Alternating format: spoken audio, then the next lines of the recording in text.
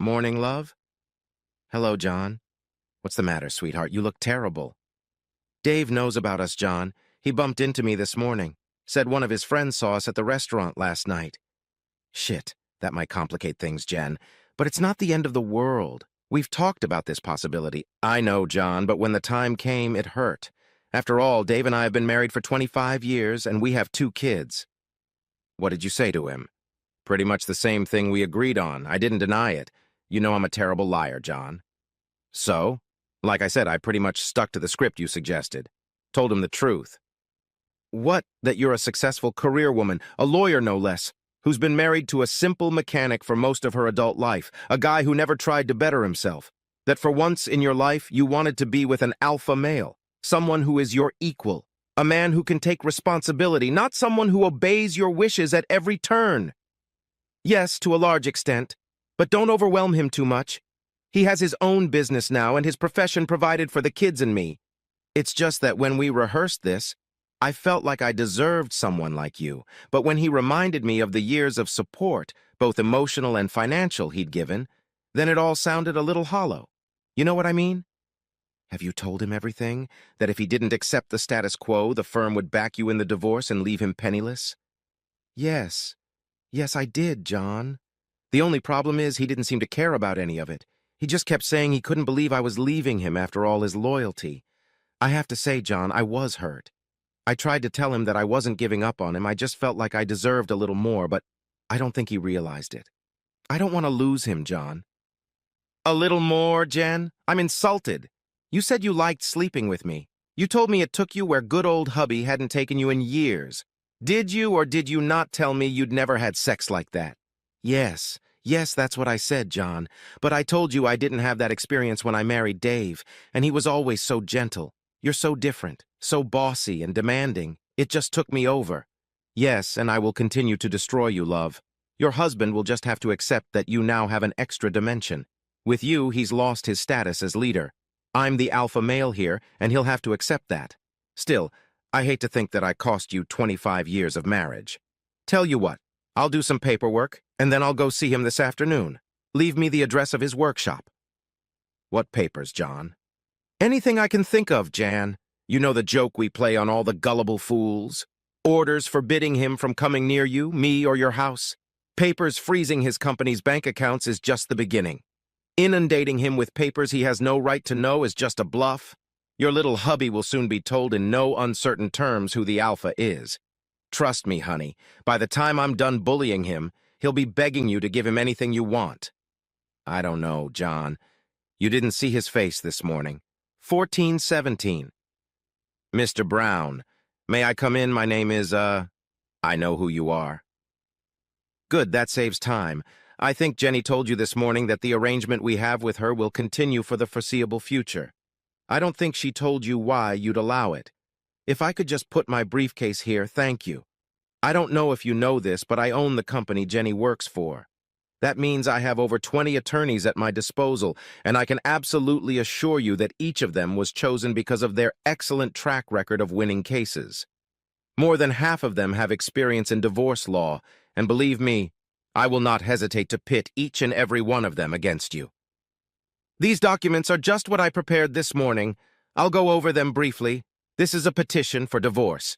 See, your wife has already signed it. This is an order freezing your company's accounts until the business is sold in a settlement. It's an order giving you 24 hours to leave your marital home. These 4 restraining orders keeping you at least 200 feet away from me, Jenny, her home, and our place of employment.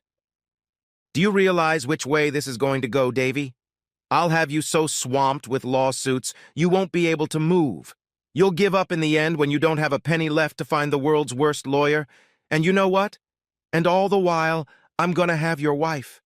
Yes, I can see that you're bigger and stronger than me. But you have to realize that Neanderthals no longer rule the world. Brains conquered brawn years ago. Look, Mr. Brown, it doesn't have to be this way. Not at all. Let's just keep the status quo, okay? I'll continue to sleep with her when I want to and you when she wants to, just like the last 4 months.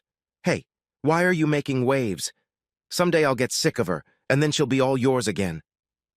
All right, I've said my piece.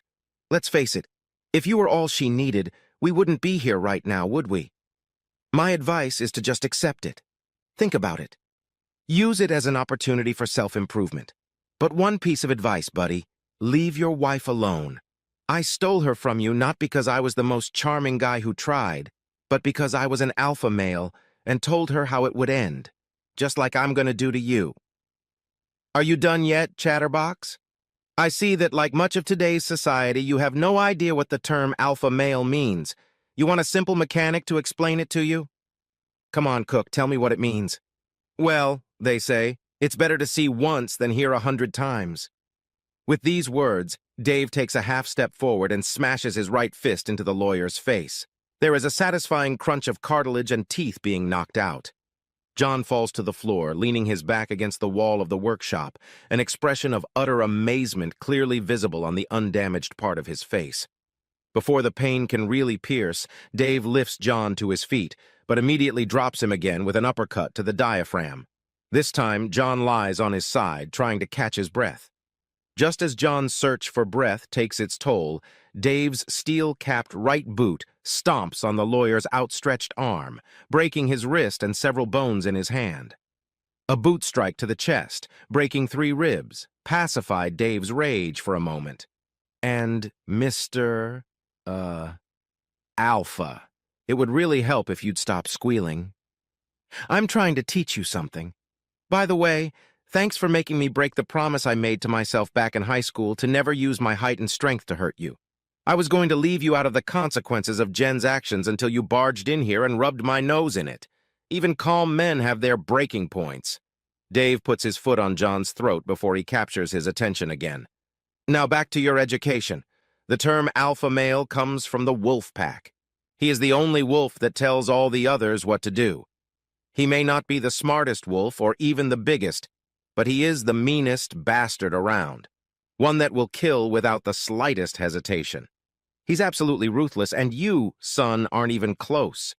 You may be an alpha in the small world of your air-conditioned office, but out here in the big bad world, you're just another pissant pussy. And I really wouldn't call you smart. You didn't even bring any witnesses, dumbass. Now let's look at a possible future. The first option is to report this to the police. Maybe they'll arrest me. Maybe not. Maybe I'll get bail. Maybe they won't. Maybe they'll pin it on me. Maybe they won't. There's a lot of possibilities, John. Worst case scenario, I get 5 years in prison. 5 years learning how to hurt people, how to kill and hide a body so no one will ever find it. And then, when I finish my apprenticeship, we'll have another conversation like this. Or, Chatterbox, you can chalk it up to experience. Use this as one of your lessons in what can happen when you sleep with another man's wife. Now back off. I've got some cleaning up to do thanks to you bleeding and, Jesus Christ, shitting on my nice, clean workshop floor. Alpha? My fucking ass. 1851. John, I'm waiting for you in the office. I thought you'd be back by now. Where are you? I just got admitted after 3 hours in the OR, Jen. Oh my God, what happened? Did you have an accident? No, Jen. I underestimated your husband. I foolishly went to see him alone. He broke my nose, my left arm, some ribs, and maybe my cheekbone. I don't believe that, John. As far as I know, he was never violent. Believe me, it's true. If you want, I can show you the x-rays. Oh my God, I can't believe it. Not my Dave. Is there any way to stop you from going to the police? We're responsible for something. Despite what he's done, Dave doesn't deserve to go to jail for this. The police already called, Jen. I told them I was hit by an unknown driver. Your sweet, gentle husband told me that as bad as I feel right now, this is just the down payment on what I can expect if I press charges. I can't risk it again, Jenny. I've decided to keep my mouth shut. That sounds a bit silly, John. It sounds like you're afraid of him. I just can't believe it. Dave wouldn't hurt a fly. Well, trust me, I got the broken bones to prove it. Just doing what I need to do to survive, Jen. Now I gotta go. They've got me full of pain pills, and they're starting to take effect. 9:18 the next morning. John's hospital bedside. John? John, you gotta help me. I drove until 8 last night. I didn't know if it would be safe to go home. I tried calling Dave to ask, but he never picked up. When I finally ventured home, all the locks had been changed. I couldn't get in. I ended up staying at my sister's house. I checked this morning, and all of our bank accounts are empty, and none of our credit cards are working. You have to help me out. Can you get one of the divorce guys to start the process of removing Dave from the house? Can I stay with you until then? No, Jen. But why, John? Because of all this. If I use company assets and resources to help you, he'll have a reason to come after me again. In fact, I'm going to reassure myself. You're fired, Jen. I'll pay you an extra 4 weeks of severance if you pack up and leave today. Can you tell Dave I fired you if you see him, please? Didn't you hear me, John? Dave cleaned me out. With no money, no job, and your help, I'm in the shit from the start. I'm sorry, Jen. You didn't see your husband's face when he beat me up. I'm doing what I have to do. You're pathetic, John. Yesterday you were bragging about being an alpha male. Today you're trembling and worried that my husband, who is 10 times your size, is hiding under your bed.